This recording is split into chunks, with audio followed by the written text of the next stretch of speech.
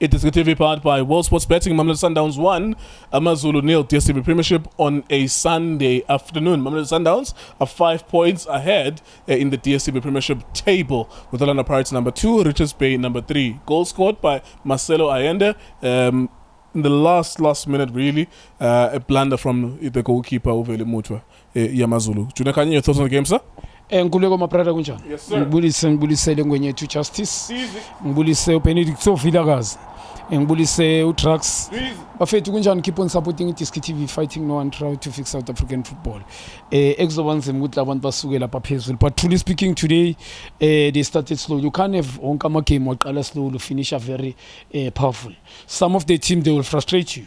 The reason being doing that, ama coaches, you can't start the player up front, especially noma ngabe kuyiphi position on the ground elingadlalanga I think boma 4 months. Ngikhuluma ngo Safetra, good player, but you starting him 4 months angadlali, and then ujump ama player that they've been playing, and then uzoqala ngaye, ngizoqala slow vela up front. Yes, noma ngabe njoba ne build up a grand decision making in the middle, doing very well, dominating middle up front, whereby bekungana combination between Shalile, Safetra, also Mshishi.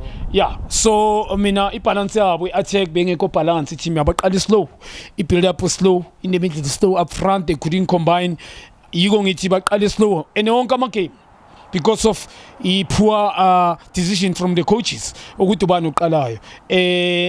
Lento yens good bakali slow. Yens good to a poor decision. Last state, I'm a decision about they were wrong. Final Tasha Abugula state they were wrong.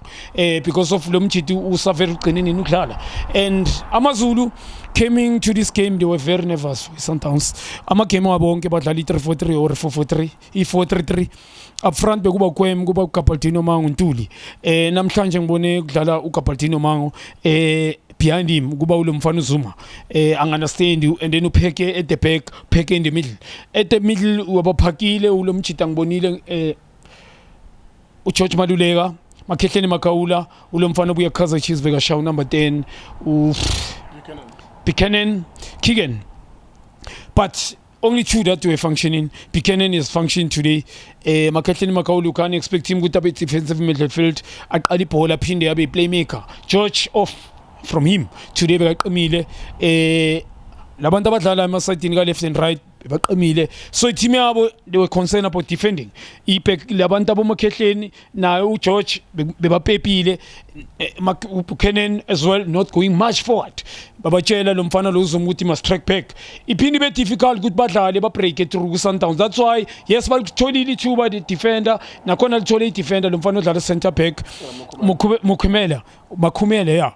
Begmele Abukori Lapa, they were lucky Sundowns not to concede because goalkeeper was a pants. I understand Uchi, but ungashuti defend I benefit of the doubt kutatholakala lapha, but finish boy la goalkeeper suka khona finish. Sundowns joba ngishilo baqale very slow. Second half, yes, I give because of the sub they did. Allende came in, Mrene came in, also Mayema came in. Bakala ke kwaba ne spark ngoba there was a intensity bit. Amazulu bitiring bebesabakhathela ukumaka. Movement balimaze kakhulu. Allende good move, good run, ukungastop run, uqalele move wa continue ngerun yakhe, but goalkeeper use the poor technique. Bakora la umekhona nakhona wow yaphezulu. Ibhola uzoliphayilela ngapha. Umela apho bakora la umekhona. Angeke uzuthi kimbo expect cross, mara bakora la umekhona. If football expect cross phumela inini. La umekhona use the wrong technique uyaphezulu bakora. I think Sundowns they were lucky to win this game mina for mina. Yes, second half they did very well in terms of movement. Move ibhola very quick, but baqale slow. Le game bekumele badlale draw. For me it's a second game whereby I'm not convinced ngewin yabo. I mean they never angeke ukuthi uchalile, yes, you can say umnike this thing ukuthi because of his poor technique, decision making yakhe. I understand why nale bhola leli I technique use poor technique ukususa mehle ebholweni athi bhola lishala nelinye lona le bhola leli ushalila chip ibhola rider usebenzisa power than ukuthi uchipele bhola kube ngathi bowuclown, yabona, ngoba i-Sundowns truly speaking kuleko the way as ngisho baqale ngakhona nonga create so many chances, lack of movement because of Allende ulo usaferi dala ngadlali bebanga combine him Nshalile Mshishi ibakhosile le game, they almost draw the game. It's a game is true engibabona balaki ukuthi bayiwin. I need to be honest in terms of ukudominate a game. Yes, I understand, and enye into I think mini coach, both coaches ukuthi badlalise uAndile Jali nomkwena, I think bamqine kakhulu umkwena kule game. You understand? Yes, umbule nya debate ukuthi why bamkhipha. Umbule I think did well.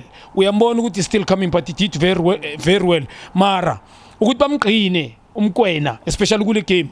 I understand why ngoba if first 20 minutes 30 minutes the coaches they should have seen ukuthi Amazulu in the middle there nowhere to be found. Faki attacking efana nayo lo mfana lo uMayema and also mfaki isipitsa umrena. Yeah, and I think team was going to do well. Namasapa le yokuchange ama I think telling uMashego ukuthi akaye ngale ka left and then lo mjita umdawo ezengapha. I don't understand. Yenza ama wing back, yenza ama winger. I don't understand what they're trying to do. So, yeah, sharp. Yeah. Just the last one on Mashego.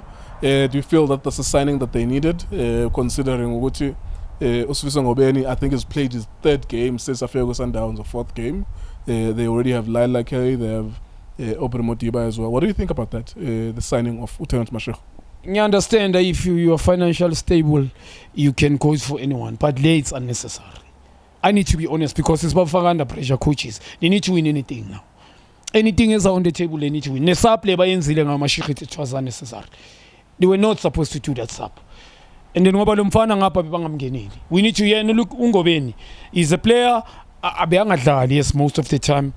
But keep and understand. So Mashego would sign Bazabapinde Namtaje, force good wins the sap because he signed him. I know Ngulego no stable. Sundowns nyas when they do signing you have a compliment, but lebe unnecessary. I mean, you've got 3 uno lake ophuma ngenzanga next unalo mchita lo umdiba, yes, is bookable, une tolerate card, but also uhambiselo mfana umbuyisile kusho ukuthi mambuyisile ufuna ukumsebenzisa ibenge kumsebenzisa benge kumbuyisa and then ushaya uMashego we should buy 4. It doesn't make sense. So bane pressure ukuthi now they need to perform. Look at the middle. Mina nginankinga nkuleko in terms of ama signing wabo wonke nya I do agree, but kuleka Mashego basifaka under tremendous pressure. There you go. That's Mamelodi Sundowns winning last minute. Of course, as Junior was saying, not for the first time. If you remember the Chippa United game, it was 0-0 really until Shalulile came through in the last moments of that game. The same today. That it was supposed to be 0-0 until the 91st, 92nd minute that they scored. It is iDiskiTV, iDiski Times, World Sports Betting. Thank you for watching us.